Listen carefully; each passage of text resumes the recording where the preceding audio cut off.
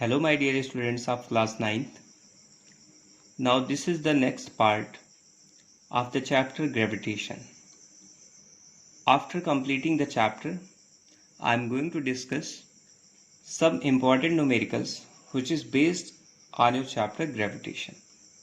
आज हम लोग कुछ एडवांस लेवल के न्यूमेरिकल्स जो कि आपके 9th के सिलेबस के अकॉर्डिंग तो नहीं है, बट ये कह सकते हो कि अगर यहाँ से हमारी अंडरस्टैंडिंग अगर क्वेश्चन के टुवर्ड्स क्लियर हो जाती है तो फर्दर अगर हम क्लास 11 में चैप्टर ग्रेविटेशन पढ़ेंगे तो वहाँ पे हमको कोई प्रॉब्लम नहीं आने वाली है। सबसे पहले हम बात करते हैं एक बहुत ही प्यारा सा न्यूमेरिकल, बहुत ही स्टैंडर्ड न्यूमेरिकल्स भी है। यहाँ पे ये लिखा गया है कि two bodies A and B of mass m and 2m, मतलब a का मास m है और b का मास 2m है, respectively are kept at a distance d apart. मतलब है कि यहाँ पे एक मास क्या रखा हुआ है, m रखा हुआ है, और एक मास यहाँ पे क्या रखा हुआ है बेटा, 2m रखा हुआ है। ठीक, और इनके जो बीच की डिस्टेंस है ना वो कितनी है, वो इन्होंने दे रखी है d। इनके बीच की डिस्टेंस, अब बीच की डिस्टेंस इन द डिस्टेंस क्या होगा बेटा, सेंटर टू सेंटर डिस्टेंस होते हैं, है ना। कभी भी यहाँ से डिस्टेंस मेजर नहीं करेंगे हम लोग, ठीक, सरफेस से नहीं करेंगे, सेंटर टू सेंटर डिस्टेंस हमेशा लेते हैं, ठीक है। इसीलिए इसको हम सेंट्रल फोर्स, ग्रेविटेशनल फोर्स को हम सेंट्रल फोर्स के नाम से भी जानते हैं। अब वो कह रहा है कि बेटा कि वेयर शुड बी ये स्मॉल पार्टिकल बी प्लेस्ड, मतलब है एक पार्टिकल हमें इन दोनों के बीच में ऐसे प्लेस करना है कि जिससे कि उस पार्टिकल पे इन दोनों के थ्रू लगने वाली नेट फोर्स की वैल्यू कितनी हो जाए, 0 हो जाए। ध्यान से सुनिएगा। अच्छा, मान लेते हैं कि हमने क्या किया है, उसको एट ए डिस्टेंस यहाँ से मैंने x डिस्टेंस पे प्लेस कर दिया है, ठीक है। किधर प्लेस कर दिया है, x डिस्टेंस पे। अब एक बात बताओ, 2m इसको अपने पास खींचेगा, कितने फोर्स से खींचेगा, मान लेते हैं F2। m क्या करेगा, m इसको अपने पास खींचेगा, कितने फोर्स से खींचेगा, F1 फोर्स से खींचेगा। लेकिन हमको इक्विलिब्रियम में दिया गया है, मतलब कि यहाँ पे F1 और F2 क्या है, दोनों बराबर है। क्यों बराबर है, क्योंकि बेटा दोनों फोर्सेस एक दूसरे के इक्वल एंड अपोजिट हैं। और न्यूटन्स का थर्ड लॉ अगर आपने पढ़ा होगा तो ये जानते होंगे कि for every equal and opposite, मतलब है कि equal and opposite forces always occurs in pairs, है ना। लेकिन यहाँ पे वो दोनों फोर्सेस तो है नहीं, ऐसा कोई है नहीं equal and opposite, but actually है क्या कि ये 2m क्या कर रहा है, इसको अपनी तरफ खींच रहा है और F1 इसको अपनी तरफ खींच रहा है। तो दोनों फोर्स का जो नेचर है वो अपोजिट नेचर के फोर्सेस हैं। और वो कह रहा है बेटा कि दोनों कंडीशन क्या हो कि ग्रेविटेशनल जो नेट फोर्स ग्रेविटेशन है उस पर कितना हो, ए एंड बी के थ्रू जो ग्रेविटेशनल फोर्स लग रहा है वो 0 हो जाए, मतलब दोनों फोर्स बराबर हो जाएंगे। ठीक है, कुछ बात समझ में आ रही है। चलो अब क्या करते हैं बेटा, फोर्स F1 को मैं लिखता हूं, तो इसका जो मास है, ठीक है, इसका मास मान लेते हैं कि इसका मास m डैश है। ध्यान से सुनना मेरी बात, इसका मास कितना ले लेते हैं बेटा, m डैश। अब इन दोनों ऑब्जेक्ट के बीच में ग्रेविटेशनल फोर्स लगाओ। ग्रेविटेशनल फोर्स आपको मालूम है ना क्या होता है, F = G m/m e m। अगर मान लो मास एक ऑब्जेक्ट वाला मास स्मॉल m है, मास ऑफ द अर्थ ये है, डिवाइडेड बाई r²। ये फार्मूला जानते हो, या आप ये जानते हो G m1 m2/r²। दोनों वैलिड हैं, कोई दिक्कत नहीं है। तो आप यहाँ पे फार्मूला लगा दीजिए। तो F1 की वैल्यू क्या होगी बेटा, G। अब देखो यहाँ पे इसको मैंने m लिखा, ध्यान से देखना, इसको मैंने m लिखा और यहाँ पे m2 की जगह पे m डैश, भाई m1 की जगह पे क्या है, m है, m2 की जगह पे क्या है, m डैश है, डिवाइडेड बाय इनके बीच की डिस्टेंस। अब ये क्या डिस्टेंस है बेटा, x है, तो यहाँ पे हमने लिखा x²। ध्यान से देखना, अब ये वाली डिस्टेंस, पूरी डिस्टेंस d थी, इतनी x है, तो ये वाली डिस्टेंस कितनी होगी, d - x होगी। बात समझ रहे हो मेरी। तो यहाँ पे मैंने लिखा g और यहाँ लिखा मैंने m की जगह पे 2m और इंटू मैंने बेटा लिखा m डैश, डिवाइडेड बाई क्या लिखा, d - x का होल स्क्वायर। कोई प्रॉब्लम नहीं है बेटा, बस वही फार्मूला लगाया, G m1 m2/r², दोनों तरफ फार्मूला लगा दिया, ठीक है। और दोनों फोर्सेस क्या होंगे, बैलेंसिंग कंडीशन में नेट फोर्स अगर 0 लग रहा है तो दोनों आपस में बराबर होंगे, तो F1 = F2 कर दिया। अब काट दीजिए, m से m मर गया, यहाँ पे m डैश से m डैश मर गया, g से g मर गया। इसका मतलब है यहाँ पे हमें कितना बचा, देखो मैं लिख रहा हूँ, d - x को इधर ले आओ, तो d - x divided by x अब दोनों का होल स्क्वायर कर दो, क्योंकि यहाँ पे स्क्वायर है, यहाँ भी स्क्वायर है, और यहाँ बचा बेटा मेरा सिर्फ कितना बचा, 2 बचा। यही तो बचा, बताना वे, है ना। अब इसको मैंने क्या किया, अंडर रूट ले लिया, इसको यहाँ से हटाया, स्क्वायर रूट कर दिया। तो यहाँ पे मैंने इसको लिखा d minus x divided by x is equal to under root 2। तो यहाँ से मैंने इसको लिखा d minus x is equal to under root 2x। कोई दिक्कत? अब एक बात बताओ, यहाँ पे d की वैल्यू क्या होगी, under root 2 into x minus, अब माइनस एक्स है तो इधर जाएगा, क्या हो जाएगा, प्लस एक्स। ठीक है, कोई दिक्कत? अच्छा, अब एक बात यहाँ पे समझना, ठीक है, जो मैं समझाना चाहता हूँ कि एक्चुअली होता क्या है बेटा, कि यहाँ पे जब भी अंडर रूट लेते हो ना तो यहाँ प्लस माइनस आता है, लेकिन हम केवल प्लस वाली वैल्यू को कंसीडर करेंगे, माइनस वैल्यू को यहाँ पे इग्नोर कर देंगे। ध्यान से सुनना मेरी बात, ठीक है। यहाँ पे क्या होगा बेटा, जब रूट लगाओगे तो प्लस माइनस आ जाएगा, जिसकी वजह से लेकिन हमें वहाँ पे इग्नोर कर देना है उस चीज़ को। तो अंडर रूट 2 लिखा। अब यहाँ से क्या करो, x कॉमन ले लो, तो ये हो जाएगा 1 प्लस अंडर रूट 2 और इज इक्वल टू डी। तो x की वैल्यू कितनी हो गई बेटा, d अपान 1 प्लस रूट 2। ठीक है, तो ये वाली जो डिस्टेंस है बेटा, यही हमको फाइंड करना था।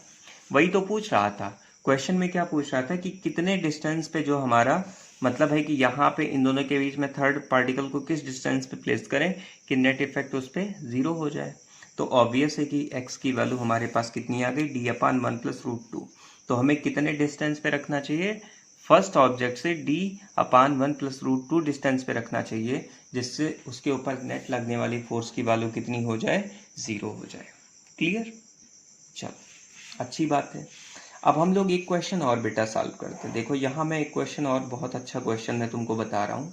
क्वेश्चन नंबर 2 है ये मेरा, और वो कह रहा है 2 bodies of mass is 1 kilogram. एक बॉडी का मास कितना है बेटा, 1 किलोग्राम है, और दूसरी बॉडी का मास m2 हमको दे रखा है 2 किलोग्राम। ठीक है, और हमको इनके बीच के डिस्टेंस दे रखी है r की वैल्यू दे रखी है 1 मीटर, और उसने मुझसे पूछा है find the acceleration of the bodies assuming that only gravitational force act. ठीक है, आपको बताना है, फिर से सुन लीजिए मेरी बात, क्या बताना है, find the acceleration of the bodies, मतलब आपको बताना है, ए बताना है कितना होगा। ठीक है, assuming that only gravitational force act, मतलब है आपको ये एज्यूम करना है कि केवल और केवल ग्रेविटेशनल फोर्स उस पर एक्ट कर रहा हो।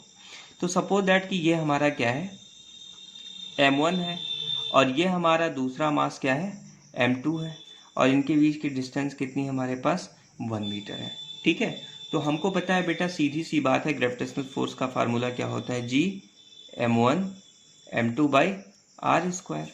तो हमने g की वैल्यू यहाँ पे, जो भी g की वैल्यू है एज इट इज मैंने यहाँ पे रख दी। कितनी होती है value, 6.67 into 10 to the power minus 11, और यहाँ मास m1 कितना है बेटा 1, और ये कितना है 2, और हमको पता है r की वैल्यू कितनी दे रखी है 1 मीटर। यही तो दे रखी है, बात समझना मेरी, 1 मीटर दे रखी है ना। अब एक बात बताओ तुम मुझे कि अगर मैं इसको इससे मल्टीप्लाई कर दूं तो मेरे पास ये मिलेगा 2 7 जा 14, 2 6 जा 12, भाई 2 6 जा 12 हो जाएगा, और 113, और 2 6 जा 12 113 into 10 to the power minus 11 हो जाएगा। इसका मतलब ये हो जाएगा बेटा 1 पॉइंट। अब देखो एक पॉइंट यहाँ पे स्लाइड करो अगर, तो यहाँ पे ये पावर क्या हो जाएगा, एक रिड्यूस हो जाएगा, तो 1.33 into 10 to the power minus 10 हो जाएगा न्यूटन। ये हमारा फोर्स होगा। कोई दिक्कत यहाँ पे? अब 1.334 होगा, 4 को इग्नोर कर दिया, क्यों, क्योंकि वो 5 से लेस है। ठीक है, राउंडिंग कर दिया, मैथमेटिक्स में आपको सिखाया गया होगा राउंड अप करना। अब इसके बाद क्या है बेटा, देखो फोर्स अगर तुमको मालूम हो गया है तो वो कह रहा है, ध्यान से सुनना मेरी बात, यहाँ पे each bodies attracts the other with a force of this magnitude, मतलब है ये दोनों बॉडी एक दूसरे को अट्रैक्ट करेंगी इस वाले फोर्स से, ये जो फोर्स हमने निकाला है। ठीक है, तो the acceleration of 1 kilogram bodies, अब हमें क्या करना है बेटा, एक्सीलरेशन निकालना है किसका, 1 किलोग्राम बॉडी का। तो यहाँ पे मैं लिख रहा हूँ acceleration of 1 kg body is equal to, देखो एक्सीलरेशन का फार्मूला सीधी सी बात है, F बराबर ma होता है, तो a बराबर क्या होगा यहाँ पे यहाँ पे मैंने A1 निकाला, तो F अपान क्या हो जाएगा बेटा M1, तो मतलब है फोर्स तो हमारा इतना ही है, तो ये हो जाएगा 1.33 इंटू 10⁻⁻10, और मास बेटा 1 है इसलिए ये हो जाएगा मीटर पर सेकेंड स्क्वायर। तो पहले का तो एक्सीलरेशन ये आ गया, ठीक है। अब दूसरे का एक्सीलरेशन कैसे निकालोगे, A2 कैसे निकालोगे, तो A2 F अपान M2 हो जाएगा, ठीक है। F कितना है बेटा 1.33 है, इंटू 10⁻⁻10 है, डिवाइडेड बाई 2 कर दो, कोई दिक्कत नहीं है। तो ये हमारे पास आ जाएगा, ठीक है। इसको जब डिवाइड करेंगे बेटा तो ये एक्चुअली क्या होगी कि यही वैल्यू वापस आ जाएगी, है ना, 6.67 इंटू 10⁻⁻11, ठीक है। आप सोच रहे होंगे अब यहाँ पावर 10 था, 11 कैसे हो गया, तो आप इसको कैलकुलेटर के थ्रू सॉल्व करिएगा या आप अपने खुद सॉल्व करिएगा और बताइएगा, कमेंट बॉक्स करिएगा, कमेंट बॉक्स में कमेंट करिएगा कि वैल्यूज हमारी कितनी आई। तो A2 की वैल्यू कितनी है बेटा 6.67 into 10⁻⁻11। Is this numerical clear? तो दो न्यूमेरिकल्स आपके जो बहुत ही अच्छे लेवल के न्यूमेरिकल्स थे वो आपके क्लियर हो गए। इसके बाद हम क्या करते हैं बेटा, एक और क्वेश्चन लगाते हैं, एक बहुत ही प्यारा सा न्यूमेरिकल है, उसको हम सॉल्व करने की कोशिश करते हैं, ठीक है। अब देखो यहाँ पे लिखा हुआ है, क्वेश्चन ये कह रहा है, क्वेश्चन का नेचर क्या है कि suppose an astronaut lands on the moon, ये मान लो मून है और एस्ट्रोनॉट यहाँ पे लैंड कर रहा है इसके सरफेस पे, ठीक है, and drops an object from a height of 7.35 metre from the surface, ठीक है। यहाँ पे वो लैंड कर गया, ठीक है। अब ये मैन की हाइट है, अब वो क्या करता है, ठीक है, इतनी सी हाइट से क्या करता है, कुछ भी हो वो ड्रॉप करता है, ठीक है। कुछ भी हो मतलब कोई भी ऑब्जेक्ट मान लो, कॉइन मान लो या कुछ और ऑब्जेक्ट मान लो, वो ड्रॉप करता है जिसकी हाइट 7.35 मीटर है, ठीक है, वो ड्रॉप कर देता है। अब आपको बताना है how much time will it take to reach the moon surface, मतलब है यहाँ से इस सरफेस तक आने में वो कितना टाइम लेगा। बात समझिएगा मेरी, एक पर्सन है जो कि यहाँ पे क्या करता है, लैंड करने की कोशिश करता है, लैंड करने के बाद वो क्या करता है 7.35 मीटर हाइट से क्या करता है, वो अर्थ की सरफेस पे क्या करता है, गिरा देता है, कोई भी कॉइन ऑब्जेक्ट कुछ भी गिरा देता है, ठीक।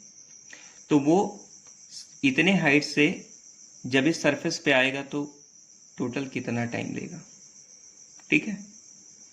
सीधी सी बात है बेटा, यहाँ पे हमको मालूम है बड़ा ही सिंपल सा रूल कि A की वैल्यू जो होती है बेटा मून पे G/6 होती है। भाई A क्या है, एक्सीलरेशन है, और G क्या है, एक्सीलरेशन ड्यू टू ग्रेविटी, तो मून पे एक्सीलरेशन G/6 होगा।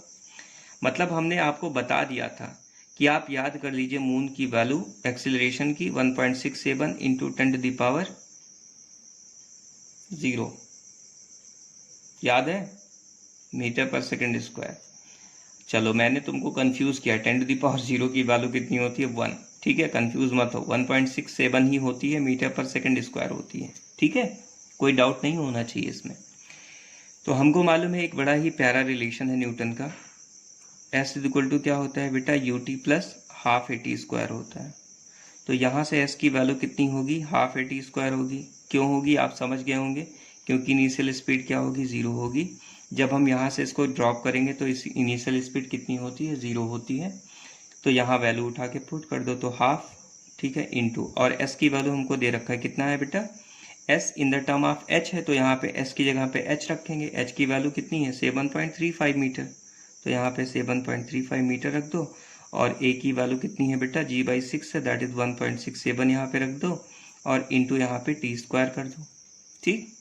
अब इसको सॉल्व कर दो, तो T square is equal to क्या हो जाएगा 2 इंटू 7.35, ठीक है, डिवाइडेड बाई क्या होगा बेटा 1.67 होगा, और अल्टीमेटली अगर इसे हम सॉल्व करेंगे तो अप्रॉक्सीमेटली जो T की वैल्यू आएगी यहाँ पे वो, ठीक है, देखो वैसे तो अप्रॉक्सीमेटली 9 पॉइंट समथिंग आएगी, ठीक है, तो 9 पॉइंट समथिंग को मैं 9.0 मान रहा हूँ, और इस तरह से T की वैल्यू आएगी √9, दैट इज 3 सेकेंड।